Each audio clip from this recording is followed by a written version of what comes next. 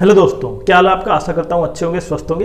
तो आज का वीडियो कहीं ना कहीं आपके सामने बहुत बड़ा विकल्प लेके आता है कि जब CGL 2024 में जो रिजल्ट आया उससे संबंधित जो माननीय कोर्ट में केस हुआ, उससे संबंधित जो रिवाइज रिजल्ट था उस पर बच्चे ये कह रहे थे कि ज्वाइनिंग होने के बाद ऐसा बिल्कुल नहीं हो सकता कि उनको हटा दिया जाएगा। लेकिन अब सबसे बड़ा निर्णय देखते हैं उसी तरह का कि ऑनरेबल पंजाब और हरियाणा हाई कोर्ट ने जो हरियाणा सरकार ने जो अंक दिए थे, किस आधार पर, आर्थिक और सामाजिक आधार पर जो अंक दिए गए थे, जिन कैंडिडेट्स के घर में कोई जॉब नहीं थी, गवर्नमेंट जॉब, उनको अब कहीं ना कहीं माननीय कोर्ट ने क्या कर दिया, उसको कैंसिल कर दिया है। और उसमें जो भी भर्तियां हुई थी उसमें जो कैंडिडेट सिलेक्ट हुए थे, अब उसकी दोबारा से क्या होगी, मेरिट लिस्ट बनेगी और वो नंबर हटेंगे। और हटने के बाद आप समझ पा रहे हैं कि कितने से ज्यादा कैंडिडेट बाहर हो सकते हैं, और इसके लिए केवल 3 से 4 महीने का समय दिया है। तो पूरा मामला समझते हैं, लेकिन अगर आप चैनल पर नए हैं तो चैनल को सब्सक्राइब करें, लाइक करें और वीडियो को शेयर करें। देखिए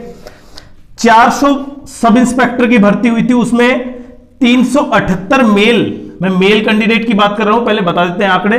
उसमें से 378 कैंडिडेट ऐसे थे जिनको आर्थिक व सामाजिक आधार पर 5 से 10 नंबर मिले थे। और ऐसे कितने कैंडिडेट थे जो 400 में से सिलेक्ट हुए थे, 378। उसी तरह 65 मेल की बजाय फीमेल सब इंस्पेक्टर थी, उसमें से 65 में से देखिए 62 जिनको सामाजिक और आर्थिक आधार पर अंक मिले। अब वो कहीं ना कहीं, और उसके अलावा जो 1100 कांस्टेबल की हरियाणा पुलिस में, ये तीनों भर्तियां किस में हुई है, हरियाणा पुलिस में हुई है। इसका रिलेशन हम CGL से भी कांटेक्ट कराएंगे, बताएंगे आपको।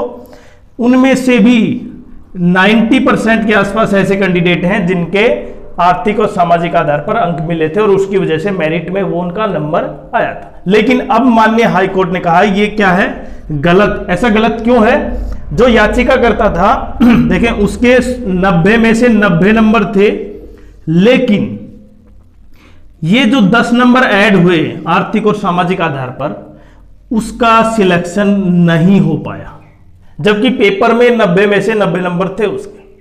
तो ऐसी कई याचिकाएं थी, उस पर आज आज निर्णय तो आज ही आया है, माननीय हाई कोर्ट ने उसको कैंसिल कर दिया है। और 3 से 4 महीने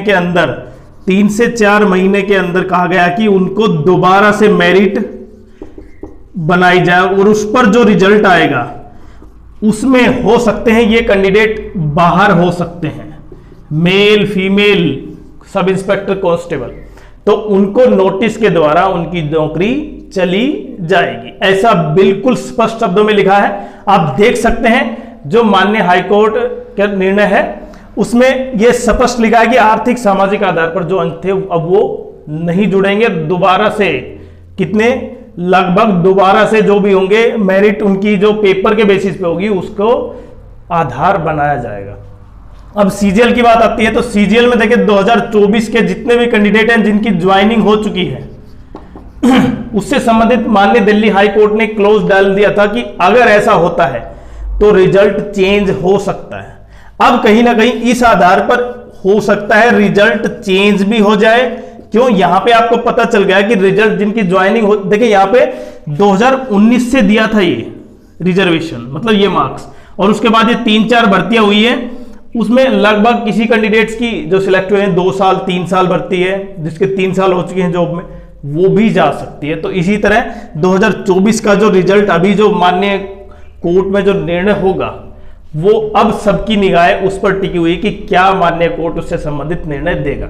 अगर ऐसा होता है तो उनकी भी जॉब जा सकती है, क्योंकि आप क्लोज सामने देख सकते हैं कि इसका ये परिणाम हुआ कि जब कभी भी